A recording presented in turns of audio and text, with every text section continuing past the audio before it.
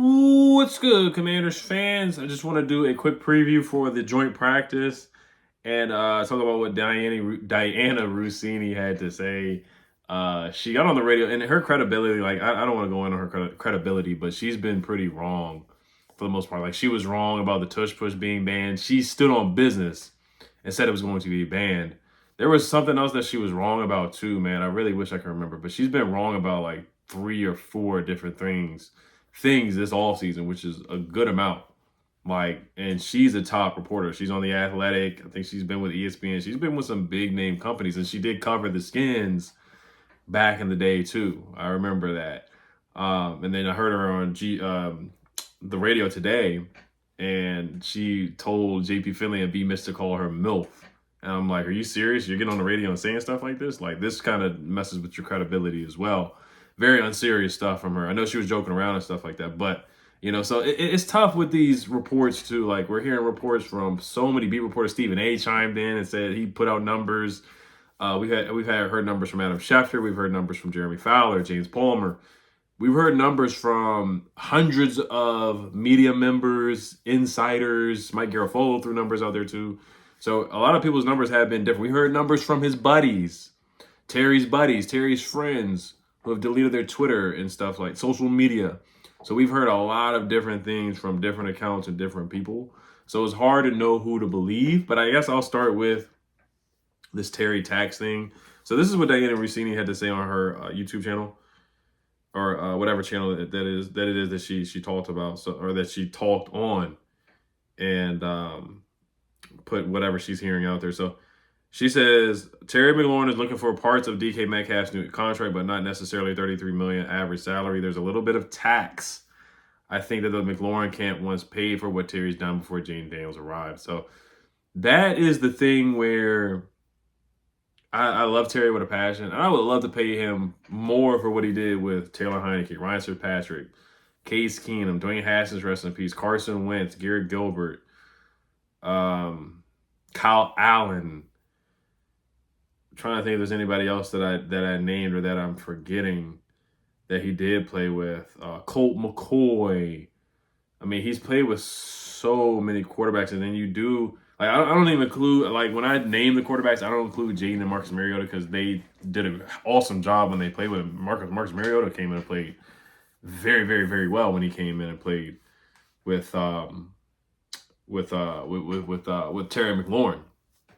So I don't even name those guys when I bring up the list, and then of course the things he went through with the coaching and the front office and ownership and all that stuff like that. But it just doesn't work like that, and that's a part of the business. Like, he's going to turn 31 when the extension kicks in. We're not going to pay him for what he did with those quarterbacks. It just is what it is.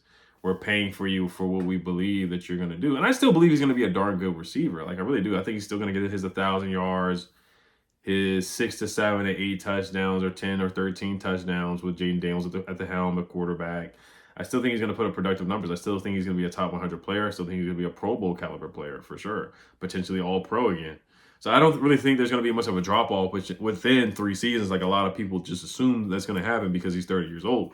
I'm not in that camp, but to add on a tax is, something where I understand why Adam Peters doesn't want to pay that tax, because he wasn't there when that stuff happened. He didn't draft Terry and all that stuff. So, but I get it. I get it why Adam Peters is not trying to pay a tax on what he did with Case Keenum and guys like that, and Fitzpatrick and Carson Wentz. Like, I totally understand that. Taylor Heinicke. So that's where the holdup is. A lot of the holdup is, and they have the holdup on the age.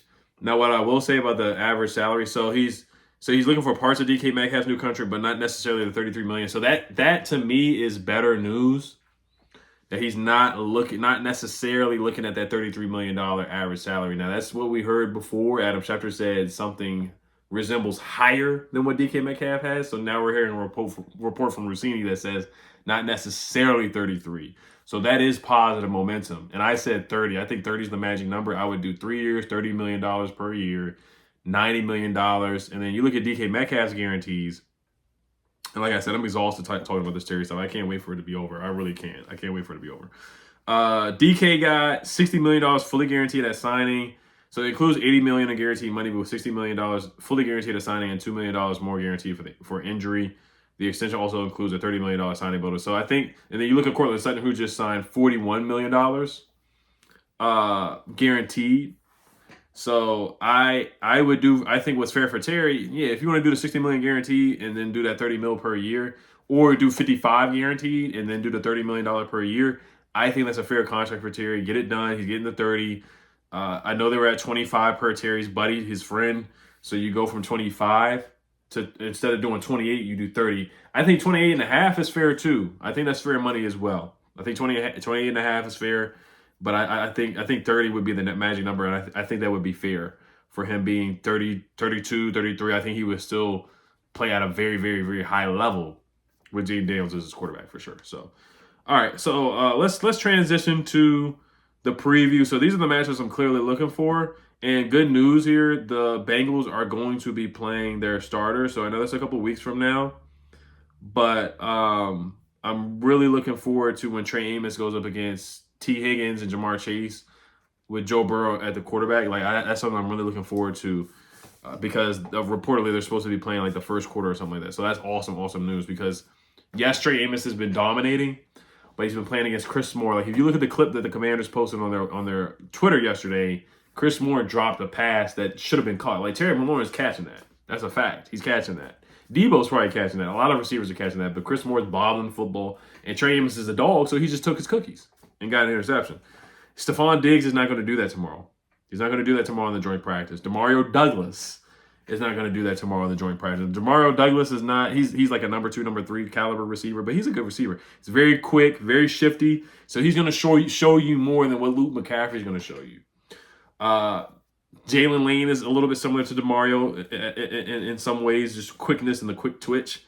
But he's going to see some things that he's clearly not going to see against Luke McCaffrey and Chris Moore and Ja'Cory Brooks. No knock against those guys. Jacoby Jones and Big Play Tay Martin. And shout out to my guy, Braylon Sanders. So this is great. This is a good test. So I'm really, really excited to see Trey Amos, Marshawn, Mikey, Noah I, and John Jones out there playing against other receivers that are quicker and faster and have better hands than just some of the guys that we're going up against. And this receiving core is really not that great. This is a bottom 10 receiving core to me, in my opinion.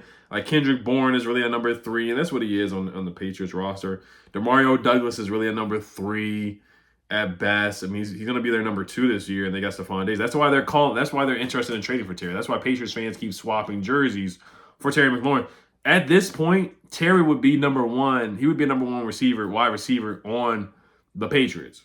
Kayshon Boutte, he went to LSU, and then Mac Hollins, who had a weird fit during his press conference or something like that. Like people were joking him. I did see that, and then they have Afton Chisholm on their roster. Now they do just looking at some more matchups. They do have Morgan Moses. They signed him, so seeing Von Miller go up against Morgan Moses, Dorrance Armstrong against Morgan Moses, that will be intriguing. That will be fun to watch. They do have Will Campbell at left tackle. Antonio Gibson is on the Patriots as well. So, going up against running backs is not like a game. It's different in practice. So he's not gonna fumble in practice like he would in a real game, or like I said, in a real game or possibly a preseason game. They do have Ramondre Stevenson, and they did draft Trayvon Henderson, who I did like a lot to the point where I was willing to draft him in the first round because that's just I just feel like we just need a better back than B-Rob. That's just how I felt at the time in April during the draft. And then, of course, the Drake May matchup. Josh Dobbs is their second string guy. Drake May, we'll see if he improves. But looking at this Patriots roster, it's actually not that bad. Hunter Henry is a good player, too. So how do our linebackers match up against Hunter Henry and Austin Hooper, Frankie Lulu, Bobby Wagner, against those guys? So that's something I'm looking forward to as well. They did sign Harold Landry. He's a good pass rusher. So how does Josh Connolly go up play against with him if he gets first team reps? That's something I definitely want to see. They do have Carlton Davis. So how do our wide receivers match up against Carlton Davis, who played for the Lions, who was really good last year, but got injured? Kyle Duggar at safety, Jabril Peppers at safety, and then Christian Gonzalez will not be participating in joint practice tomorrow, and he probably will not be he will not be participating in the preseason game either. So those are just some of the matchups I'm looking forward to, head to head. Now, if you're looking at training camp battles, what we're looking for, or what I'm looking at, obviously the receiving core. Chris Moore, who's going to stand out? Ja'Cory Brooks, who's going to stand on the wide receiver core, KJ Osborne, Michael Gallup. If Chris Moore goes out there and has another bad drop, then his stock's going to fall. He has to really show out in the preseason games for him to make the roster. KJ Osborne, same thing with him, same thing with Michael Gallup. Michael Gallup hasn't had a lot of drops. I think Chris Moore has been the guy who's had the most drops so far in preseason, before the games and training camp practice. Luke McCaffrey, I think he needs to show out as well. He's going to make the roster anyway, but we just need to see some positive signs from Luke McCaffrey. Anything positive for Luke, he needs it. He needs it at this point, in my opinion. All right, Marcus Mariota, he's going to make the roster, of course. Josh Johnson versus Sam Hartman. Is it really worth keeping 3 quarterbacks? I don't think it's worth keeping 3 quarterbacks, but you do want to monitor how those guys are playing tomorrow in the joint practice and also in preseason. Bill, of course, how does he look in the preseason in this joint practice tomorrow? How does he look in the preseason game? C-Rob, McNichols. I see a world where they only keep 3 backs, where it could be B-Rob, Eckler, and JCM, and you just call it a day. I just don't see a lot of points of really keeping 4 backs this year. If you really like JCM a lot, I like McNichols too, but if you really like JCM, then I think it's only a point to keep 3 backs. That's just me. Defensive end, Javonte John-Baptiste, how does he do tomorrow? Eddie Goldman, Javon Kinlaw, just looking at the defensive line, Dorrance Armstrong, Von Miller. I want to hear some noise from him.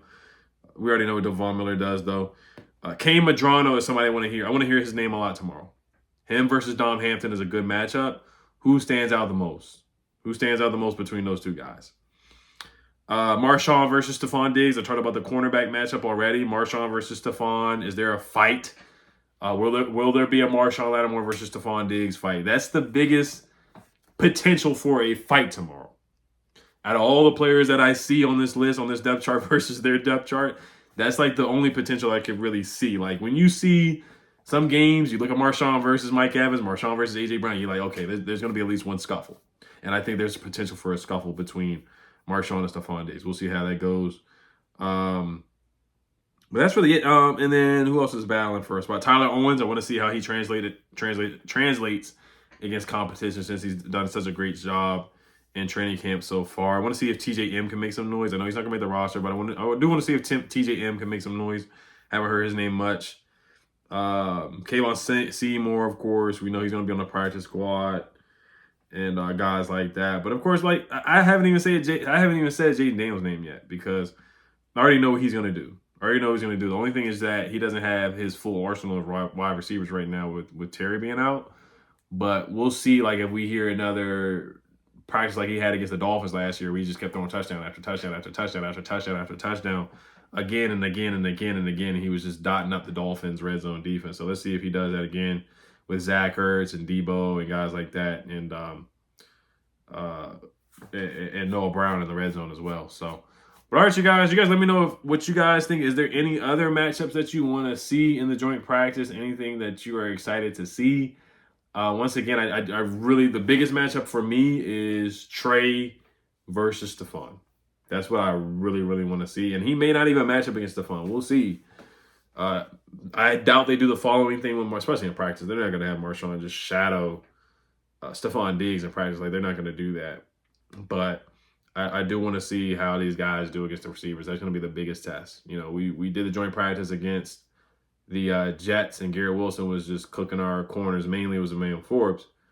But that's what I really want to see. That's what I'm getting my popcorn for, in Josh Connolly versus Harold Landry if he does get that matchup. So, all right, and then the one-on-ones are important too. Like, they're not going to record. They're not going to do any live streaming. They already said that for the Patriots. I'm not surprised. And it is weird, since they have the Spygate thing going on, that they're not going to do a live stream, at least for the preview of it, like the start of it. Like, the Ravens did a whole live stream for it a couple years ago when we did their joint practice.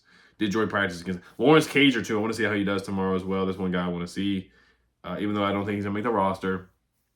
But, of course, Andrew Wiley versus Josh Connolly. How do those guys do tomorrow in the joint practice? So, all right, you guys. As always, hello, Commanders. Peace.